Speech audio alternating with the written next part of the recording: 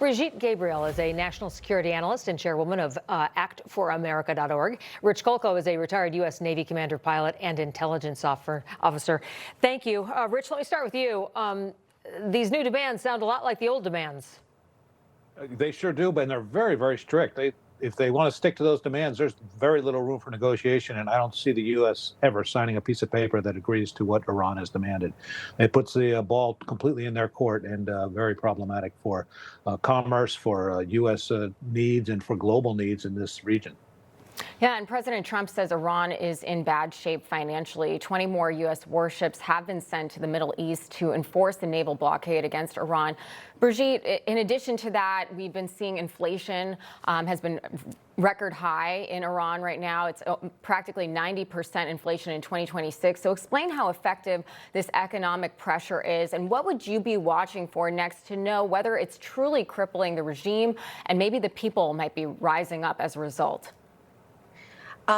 It is effective only to a certain point, because the Iranians are fighting a spiritual battle. And I should correct myself. It is the Islamic regime, the Islamic radical regime, not the Iranian people. The Islamic radical regime is willing to sacrifice all 90 million people in the country to starve to death in order for them to win their spiritual battle. This is how they look at it. So they don't care whether they get paid the salary. They don't care how much they're going to suffer, because for them, they're suffering for eternal reward. They think at this war, they come to it from completely different point of view than we come to this war. We're thinking about economic prosperity for the people. Look, you're going to be recognized on the world stage. You're going to be able to make more money. The people are going to prosper. We're going to make the world recognize Iran as a part of the world's nations. The Iranian mullahocracy right now, the IRGC, could care less about all of that. They want to defeat the great Satan. We are the great Satan, and the only way we the United States, are going to be able to win the war against this regime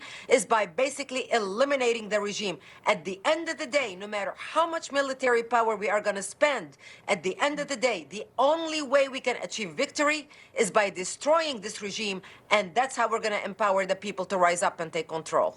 Rich, I haven't interviewed or talked to a single person in the last 2, maybe 3 weeks that has suggested that we can negotiate an end to this with Iran, because specifically what Brigitte is saying, the people have no power, and so they could starve to death, and the hierarchy there couldn't care less. What is the way to get to them? Well, I think before the war started, there was some hopes or thoughts that the people would step up and overthrow their government, but it doesn't appear that they've been able to do that or had the willingness to do that. And as Brigitte said, the leadership is completely going to sacrifice their people to achieve their goals, which I think is simply to stay in power. At the end of the day, the U.S. can bomb Iran and continue to bomb Iran, and they can even target some of the leadership, as they've done in the past.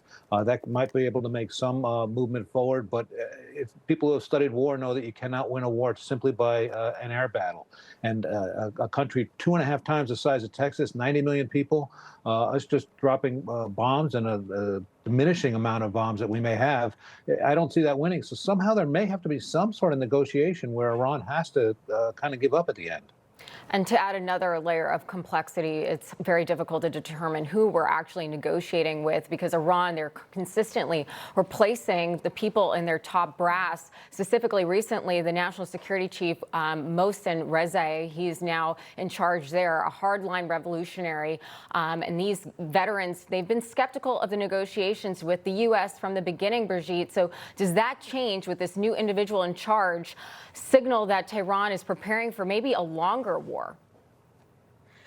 Look, we know there is a division within Iran right now. They are those who say enough is enough. Okay, we're not going to win this war. Let's give it up. And they are those who are actually in control, which is the IRGC and their leaders and their appointees, who are going to continue fighting.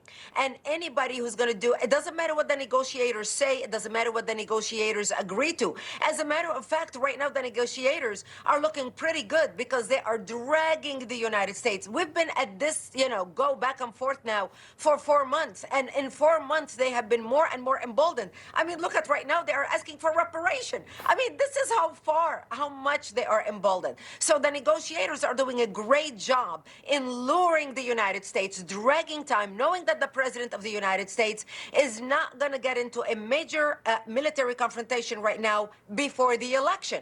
We are going to do something after the election, but they've got President Trump in a corner right now against the wall, and they know it, and that's exactly why they're dragging. So it doesn't matter who they change at the top right now, who's doing the negotiating. There are those who talk, who are sitting at the meetings in Oman and negotiating in Qatar, etc., and there are those who actually make the decisions in Tehran, and those are the ones we need to eliminate. Brigitte Gabriel, Rich Kolko, thank you both. Thank you. Thank you.